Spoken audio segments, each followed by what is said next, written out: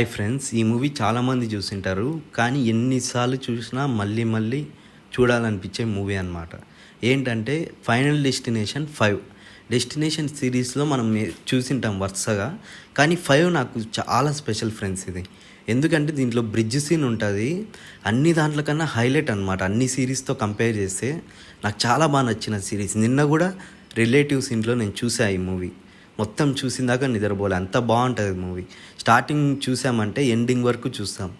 అందరినీ ఈమెకైతే ఇప్పుడు నేను పెట్టిన థంబ్నెయిల్ అయితే ఆమె కన్ను గుడ్డు బయటకు వచ్చి మరీ చచ్చిపోతుంది పైనుంచి పడి.